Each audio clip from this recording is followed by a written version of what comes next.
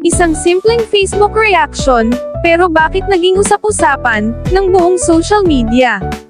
Totoo bang nag-react si Ma'am Elma sa latest upload video ni Sergey Bin?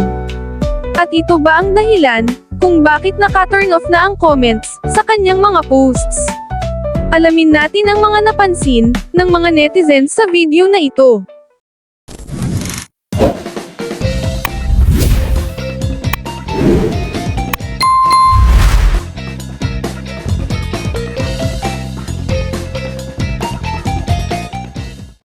Marami ang nakapansin na naka-turn off na ang comment section sa halos lahat ng recent posts ni Ma'am Elma. Dahil dito, sari-saring haka-haka na naman ang lumabas. Pero ang mas ikinagulat ng ilang netizens, may screenshot na kumakalat, kung saan makikitang lumabas ang pangalan ni Elma Asagra sa listahan ng mga nag-react sa isa sa mga Facebook posts ni Sergey Bin. Tanong ngayon ng marami, nagkataon lang ba ito, o may ibig sabihin pa? Matapos ang mga nagdaang balita tungkol sa hiwalayan ni na Ma'am Elma at Sergey Bin, marami ang nagsasabing tila unti-unti nang nag-move on si Ma'am Elma. Mapapansin din ng ilang followers na mas tahimik na siya sa social media at mas pinipiling huwag ng patulan ang iba't ibang isyu.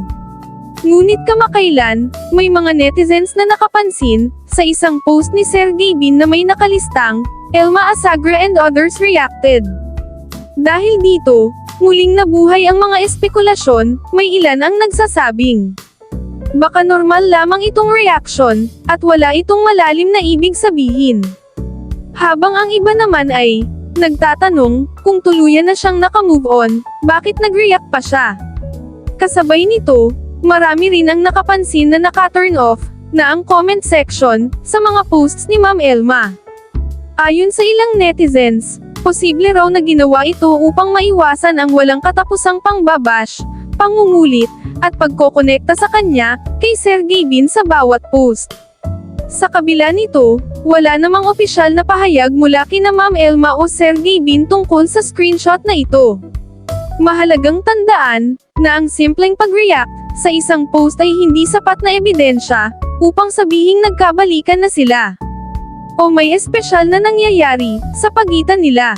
Posible ring ang reaction ay ginawa bago pa ito napansin ng publiko o wala lamang itong malalim na kahulugan. Kayo naman, ano ang masasabi ninyo? Normal lang ba ang pagre-react sa post ng isang taong naging malaking bahagi ng buhay mo?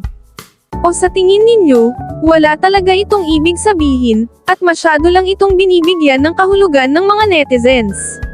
Kung gusto ninyo ng iba pang showbiz updates, at fun discussions, huwag kalimutang mag-like, subscribe, at i-click ang notification bell, for more updates.